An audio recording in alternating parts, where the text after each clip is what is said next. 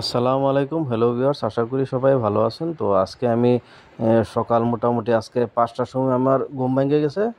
তো লাহে লাহে হাত মুখ ধুয়ে হেরে আমি গেলাম জিমে। মাঝে কয়েকদিন জিমে গেছিলাম না।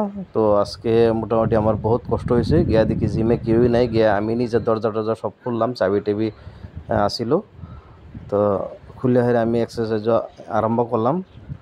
তো এখনও কেউ আসে নাই, একা একাই মোটামুটি আরম্ভ করে দিলাম। আর মাঝে মোটামুটি হয়তো 15-20 দিন গ্যাপ ছিল। তো আমার খুব আজকে কষ্ট হয়েছে। তা আমি যে বলে ট্রেডমিলও দৌড়ছিলাম, দৌড়ার পরে দিদি আমার মাথা ঘুরান মেরে দিছে।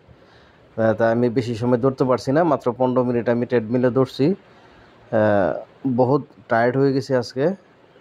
আসলেতে এই জিম করা অবস্থাতে রেস্ট নিতে হয় না, মানে গ্যাপ দিতে হয় না। তার মানে আমার মোটামুটি 15-20 দিন গ্যাপ গেল। আমার কিছু অসুস্থ ছিল, ঘরেও কিছু অসুস্থ। তো তাই আমার 15-20 দিনের গ্যাপে তাই আজকে আমি বিরাট কষ্ট পাইছি আজকে। তো যাই না হোক, এখন থেকে রেগুলার জিমে যাব ইনশাল্লাহ। আর বাকি ধরেন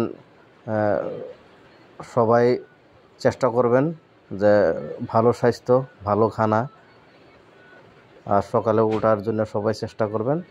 তো আজকে একটা মোটামুটি একটা ছোটো ভিডিও এটা আমি দেখালাম। তা আশা করি সবাই ভালো আছেন আর আমার লাগে দোয়া করবেন, যাতে সামনের দিকে যাতে আরও ফিটনেসের প্রতি ধ্যান দিতে পারি, ভালো থাকতে পারি, সুস্থ থাকতে পারি। তাই আশা রেখে আর মোটামুটি আজকের ভিডিওটা আমি এখানেই সমাপ্ত করব।